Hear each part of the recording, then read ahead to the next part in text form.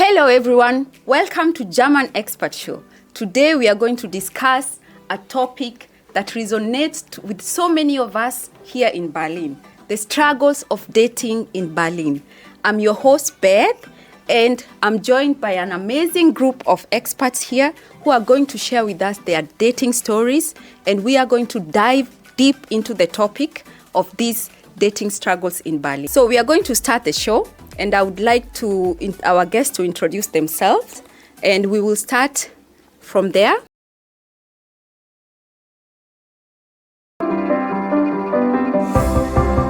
Hello, my name is Arnika. I'm from Ukraine, and I'm here because war started. I moved from Kiev 2.5 years ago. I'm a singer-songwriter, a model and actress. I'm Lorenzo. I'm from Italy, Florence to be precise, and I've been living in Berlin for 6.5 years now, and illustrator and designer. Hi everyone, my name is Martina. I'm from Poland. I live in Berlin around 5 years, but it will be my second time. So, Hi everyone, my name is Jacqueline. So I come from the Philippines, Cebu, and I've been here in Berlin for like almost 3 years, and I'm a nurse. Hi, my name is Daria. I'm from St. Petersburg, Russia. I live in Berlin for a year now, the full year. I'm here a student and also an IT project manager. Everybody, I'm Rakesh, and I'm a coach for organizational development. And on the side, I cook a lot, have a pop-up restaurant, and I've been in a complicated relationship with Berlin since about 6 years now. Hi, my name is Erica Joy Mitrich, and I come from Vancouver, Canada, and I've been living in Berlin for 7 years now, and before that I was in China for 10 years, and I am a certified hypnotherapist, certified in RTT, and an actress. Hello everyone, I'm Elizabeth, and I come from the north of Sweden, a little town called Luleå. I've lived in Berlin for about a year, just about a year, and I work as a dating and relationship coach.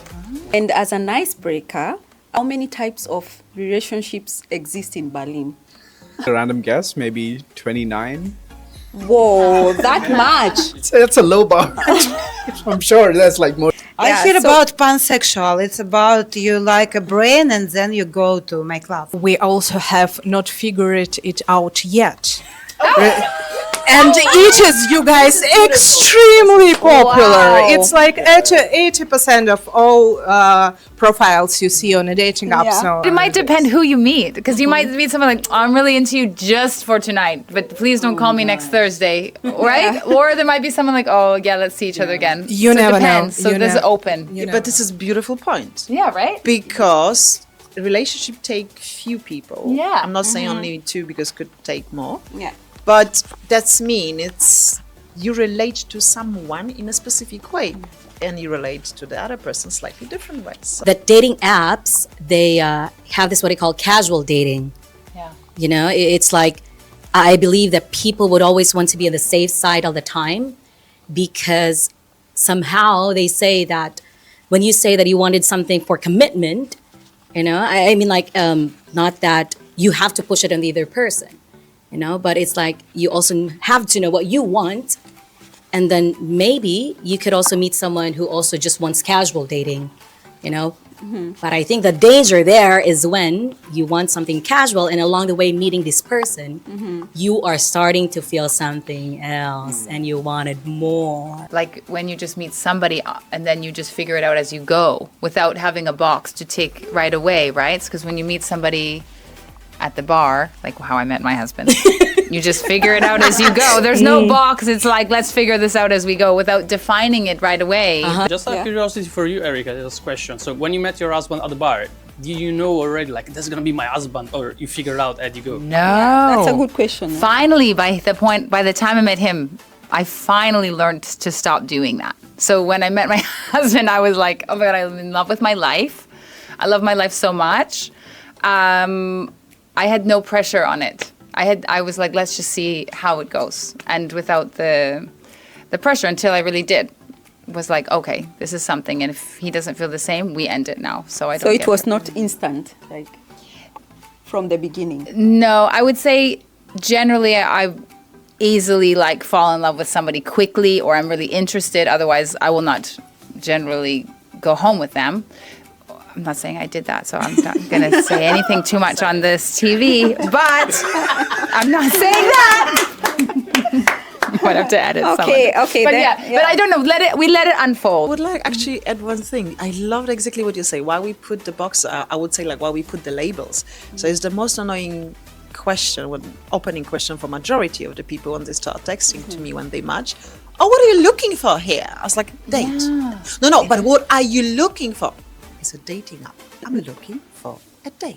Yeah. No, but what are you really looking for? I said, from you, the date.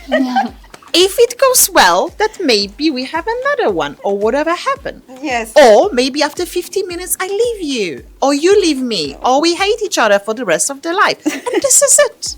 It kind of removes the mystery. Like the mystery is like the sexy thing. This is the point of marriage, how you keep the mystery, because that's the necessary thing for the eroticism. Is It's the like, I don't mystery. know what I want from you till I meet you. Yeah. Yes, Okay, but it seems like she has a point. Okay. I have a point. Yeah. But what about power of intention? Like, we have a lot of people who are surely know who they are and what they want from life. For example, someone doesn't want to get married ever. It's only honest. I think the first intention on dating apps with all this, what do you want from relationship, it's about that. But I don't It's about understand honesty. why I need But to know that the person wants to get married before I even met this person. It's a little bit too much squeeze and push.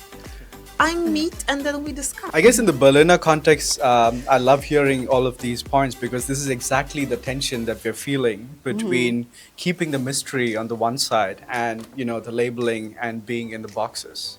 So you have this massive spectrum and people then going and figuring it out, okay, where do I stand on the spectrum? Am I more the person who's just going to be okay with figuring it out as we go? Or do I need these boxes to get clarity right away so that I know where I'm going? So, what is the dating experience that you have had here in Berlin that you can never forget? Who would like to start with this question, with sharing this story? Hey guys, I will tell you my sad story about start in Berlin with my broken heart. It was only first, and it was really horrible when I am escaping from war. I have no time to check a lot of choices. I just was in flow. And when people in Ukraine tell me that only family help you, no, I say only people who I don't know why I say this, will help me. And the one guy write me, photographer, we make like photo shooting 8 years ago or something like this. So I don't remember his face actually. He just write me on Facebook and say, I will play like DJ in club in Berlin. Maybe you want to go? It's a free tickets now. I think, wow, it's my chance to go. I'm after war. I just happy that I'm alive with one bag, just my MacBook and my art. And I go to this guy. I think, hello again, because it was like, I don't remember nothing. And this little love story coming, and after 1 week, he say, oh, sorry, I like another girl, like goodbye. And I was, I say, I'm after war, not punish me more. I just write a song and I always remind people that every time when you broke your heart, think it's not the last person in this planet. Wow. Now I will move to Elizabeth. An advice you give someone, how would you advise them to prepare themselves, like to be self-aware, to be confident when they are going into the dating scene? What advice would you give? I think you always have to start with knowing yourself. And I think it was really interesting what you said, that it was when you had your life, when you were happy with your life, and when it was filled with the things that you wanted. And so you need to love yourself first. I don't think you need to love yourself. I think you need to know yourself. Okay. And I think you can't really love yourself unless you know yourself. With knowing yourself, I mean, I would start with, I always talk about the nervous system, and I'm not going to go into that because it's like brains and everything. It's quite complicated. But I think you need to know your triggers and how to manage your emotions. And because when you go out in the dating and you're going to get your feelings hurt. You're gonna meet people who are not nice, and if you can prepare yourself by knowing how to regulate yourself when that happens, then you don't have to. It doesn't have to be such a bad thing.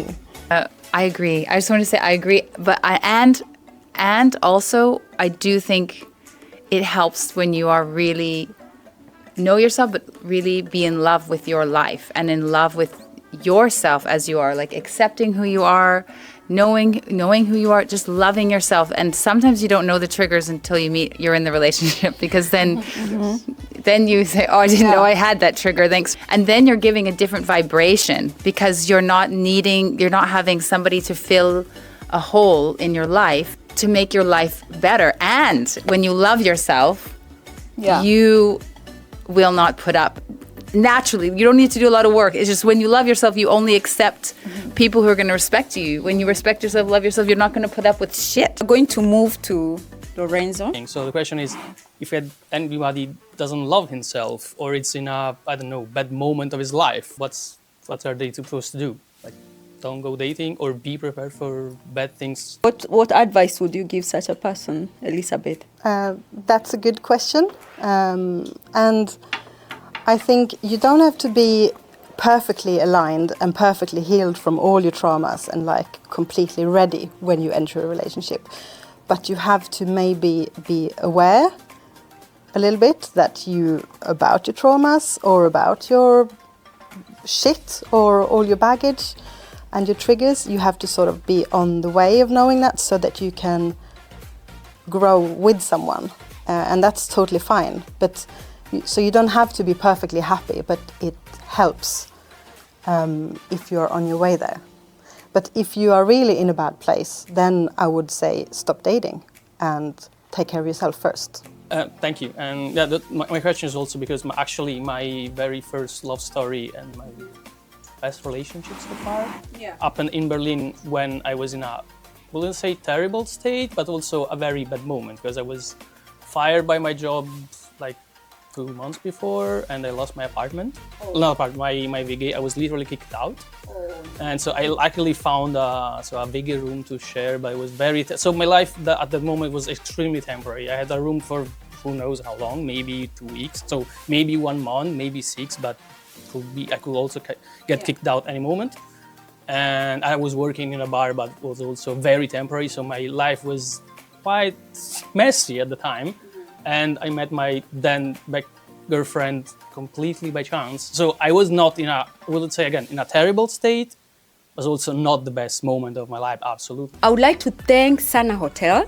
It belongs to the Portuguese chain Sana Hotels. It's a landmark in the old West Berlin, located in a dynamic area of the city, just around the corner from Kudam. It's surrounded by an extraordinary and incredible diversity of cultural, commercial, and entertainment activities.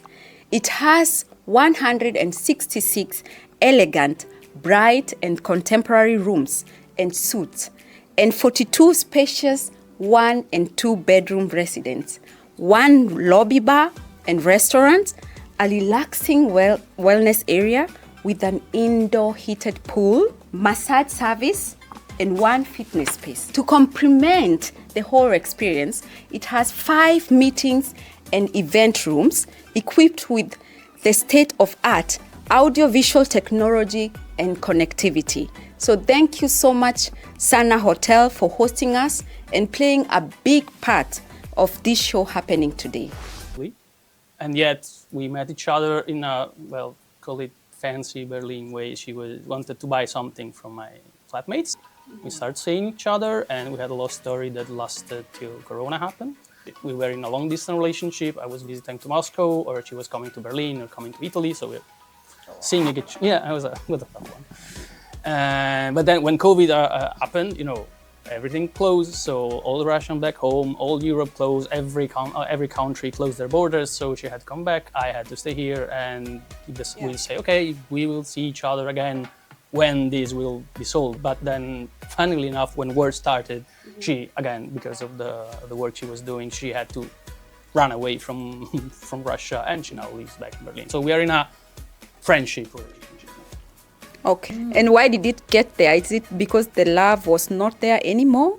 Yeah, it's hard to, as long as we were although we were in a long distance relationship, to keep on planning a relationship which is long distance for something that you cannot see a hand of, like COVID in 2020 and going on in 2021.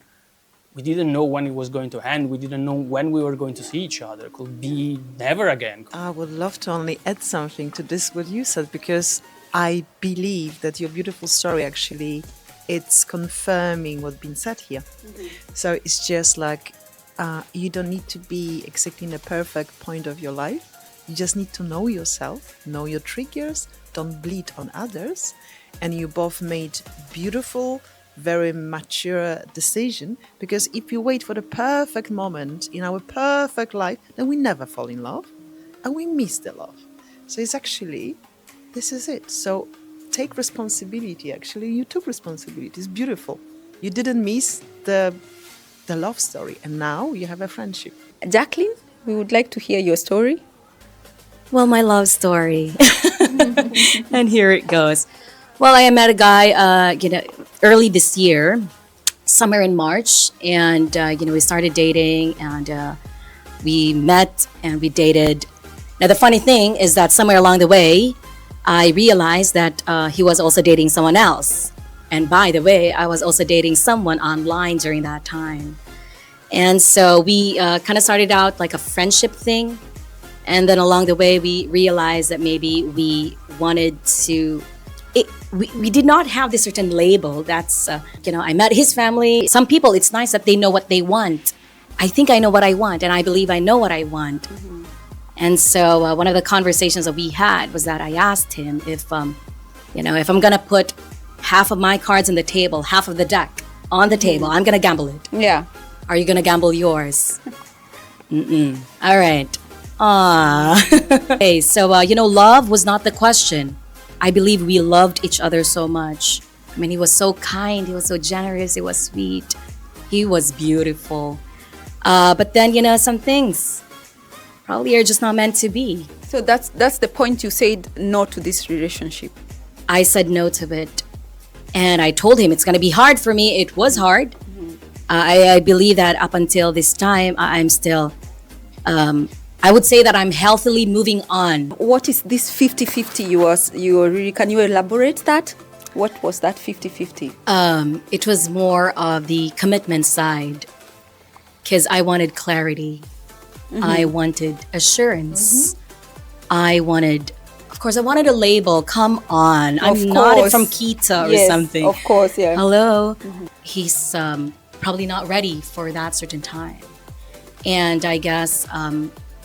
even when I love him and he loves me, some things we just have to let go. True. You didn't want him to we are just going on. Going on not knowing where you're standing. That's it. Okay. And I appreciated him so much because he was so honest. I think that's really so wonderful story in a way. Yeah, but you know what you want, and you're sharing it honestly, and he's sharing honestly. No, and it's super sad. There's those stories where it's sad, but I think it's amazing and brave that you show so much strength to say, I know what I want and I'm worth it. And it's out there. True. Mm-hmm. And it is out there for you. Look, you're gorgeous. Who's going to call this Beth now? Right? He's not the one. Sorry, you missed out. Elizabeth, what's your opinion on that? I really agree. And I think it's really good that you were able to know what you wanted and to ask for it. I always talk about there's like 3 levels of connection that you need to have when you're dating or when you're in a relationship or a romantic relationship. Mm-hmm. You need to have the intellectual level, which is what we have now when we're like talking, and then maybe if we go down and talk a bit more about emotional stuff, then it's the emotional level, which you also need to have, and then you need to have the sexual level, like attraction or flirtiness. So you need to have the 3 levels. And if you only ask, like if someone were to write on Hinge or Tinder, I'm looking for a serious relationship, it's not very emotionally available. So I would say, of course, if you're in a relationship, you're going to talk and then you can ask. But if you are dating, I think you need to learn how to show. You don't really, you won't have to ask, are you looking for the same? Because you will see what the person, how the person responds. So how you carry yourself. Exactly. Okay. And what you do, all your actions, what you talk about, how you talk about things, then you will see how the other person reacts. I would love to add something about love, because you said the love was in your relationship, but you still decided to split. And I think it's the most important thing here to say it, because before 19th century we didn't have love. It was, the marriage was a contract. Wow. Then we have a concept of the love to make the woman kind of hook on it. And then we now have very toxic, I would say, concept of love. And we still believe in this, and that's just like override everything. No, it's not. And that's exactly what you choose. You choose the right, because love is not enough. There are other aspects that are emotional, intellectual, sexual. I would add even planning. Even based on my experience, I've been married with the love of my life. We both love each other deeply and amazingly. But I never want to have a kids. But he didn't believe in this, what I was saying. Oh. So we need to sit and decide, like, this is the moment to go separate lives, even if we love each other. And we're friends till now. He's got a wife, he's got 2 kids, he's a very happy man. And it's exactly what love is. Love, you let go the other person to do in the life and in the world what this person wants. Can I just add too? What I think is super important is that you express your, like what you said, like you have to know what you want. And this is so important because really a lot of women struggle with just acknowledging their own needs. We are more socialized to be caring for everybody else. And this comes up a lot in my practice as a hypnotherapist and with friends. And it has to be done when you're dating. Because if you don't do it when you're dating, don't think it's going to happen. You're going to get married and suddenly you're going to start expressing yourself like, guess what? You know. Maybe a follow-up question to what you just spoke about, Erica. Going back to you, Elizabeth, why do you think this happens? Why aren't, according to Erica, women not able to express their needs? Oh my God. Did I open a can of worms here? Because I'm curious. Men struggle with that because they feel like women don't really say exactly what they want. I think patriarchy has played a role. Well, I think that women are socialized to, even from very, very young age, to cater for everyone else's needs. Keep the harmony. Yeah, that's exactly. true. Can I just add something about love? Yes, please. I think there's like a misconcept about love that we are probably taught from like popular culture, and that it's this big emotion that's just going to sweep us off our feet, and it's like and push us against the wall, and it's not, and it can be, but that's not, I mean, love, that's not going to stay for 50 years. I think love is not, or I choose to not look at love as an emotion. It's actions. It's a choice that you make every day. Like, it's going to be tough. You have kids, so you probably had a few hard days. And you're not always going to feel like completely in love and that you just love everything your partner does, but you can choose to stay with them because you have a foundation and you have good communication and you get something out of it, and you have good days also, but it's like a choice. You don't have to feel like love. It's just a stupid concept, really. Yeah. And like you said, toxic. Yeah. Yes, please. Also, I just completely agree. It's not an emotion. It's an act of doing something. And also, I agree in a way that. So I would like to quote one of my favorite quotes. Probably my favorite quote about love is from Milton Glaser, a designer from New York. Say that loving somebody is understanding their reality. So it's a process of you understand completely because what they're feeling, if they're feeling pain, if you're feeling good, if you're feeling bored. So you feel completely what the other person is feeling, and it's an act. What's going on, says he. So I want to know right ahead, what do you think about the dangerous Person being in a terrible situation, maybe come back with something. Really sorry that would happen. Yeah. I should communicate, but I